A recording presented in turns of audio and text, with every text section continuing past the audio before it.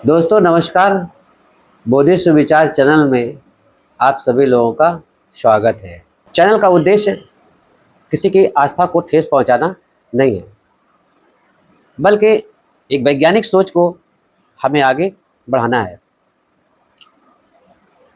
आज का वीडियो मामला यह है कि मध्य प्रदेश के खजुराहो में एक मंदिर है। यहाँ पर बहुत सारी कामुक मूर्तियाँ इन मंदिरों में बनी हुई हैं और ये कला को देखने के लिए देश विदेश से बहुत सारे लोग यहाँ आते हैं।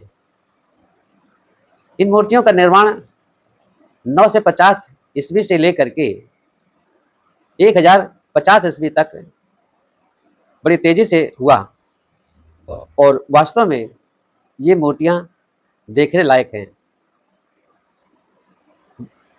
इतिहासकारों का ये कथन है कि ये मंदिर चंदेल वंश के राजाओं ने बनवाया था अपने शासनकाल में। इन मंदिरों में जैन और शैव पंथ की मूर्तियाँ मिलती हैं, ऐसा इतिहासकारों ने बताया है। इसमें कुछ मूर्तियाँ तो 12वीं शताब्दी तक की हैं।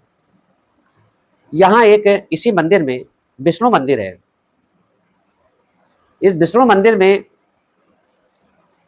एक मूर्ति भगवान विष्णु की है जो खंडित है। वो खंडित अवस्था में काफी दिनों से है। ये चंदेल राजा जो है, ये चंद्रवंशी राजा हुआ करते थे। ये राजा सभी बौद्धिस्ट थे, क्योंकि हम इतिहास में हम देखते हैं तो चंद्रवंशी और सूर्यवंशी जो राजा हुआ करते थे, ये सभी बौद्ध अवलंबी हुआ करते थे। आगे हमें एक आज ऐसी वीडियो वायरल हो रहा है जिसमें ये बताया जा रहा है कि एक याचिकाकर्ता वो सुप्रीम कोर्ट में अपनी याचिका दायर करते हैं। उनका नाम राकेश दलाल है। सुप्रीम कोर्ट में याचिका लगाई है। उनका कहना है कि भगवान विष्णु की मूर्ति जो खंडित है, वो सुप्रीम कोर्ट ऐसा आदेश दे जिससे कि वो मूर्ति को हटा करके दूसरी मूर्ति लगाई जा सके। ये मामला चूंकि सुप्रीम कोर्ट का था और चीफ जस्टिस ऑफ इंडिया गवाई के साहब के यहाँ पहुंचा। गवाई साहब ने जो है उस याचिकाकर्ता को काफी फटकार लगाई और उन्होंने कहा कि आपके भगवान में इतनी शक्ति है, इतनी ताकत है, इतनी आस्था रखते हो, तो ये जो है याचिका आप भगवान अपने पास जाइए, अपने भगवान के पास जाइए और वहीं पर लगा दीजिए, वही कुछ आगे अपना काम कर सकते हैं। ये बातें जो राकेश दलाल हैं उनको नागवार लगती है और वो अब एक आवेदन, एक प्रार्थना पत्र राष्ट्रपति को भी देते हैं कि इस तरह से जो चीफ जस्टिस ऑफ इंडिया ने कहा है वो करोड़ों लोगों की आस्था का प्रश्न है, उन्हें ठेस पहुंचाई गई है, तो सार्वजनिक तौर से माफी मांगने का प्रयास करें, माफी मांगे, ऐसा उसने कहा। जबकि ये जो स्थान है, जो खजुराहो का स्थान है, वो ये स्थान सरकार के एएसआई के अधिकार क्षेत्र में है। भारत सरकार का जो पुरातत्व विभाग है, उसी पुरातत्व विभाग के अंदर में आता है। उसी के अंतर्गत सारी कार्रवाइयाँ होती हैं। इसमें किसी भी प्रकार के जो पुनर्निर्माण है वो नहीं हो सकता है, क्योंकि ये प्राचीन संस्कृति है, भारत की एक धरोहर है, इसमें परिवर्तन नहीं किया जा सकता है।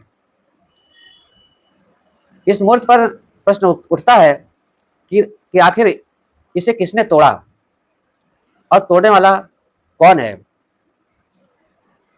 यदि मुगलों ने तोड़ा तो उस समय के राजाओं ने इसका विरोध क्यों नहीं किया?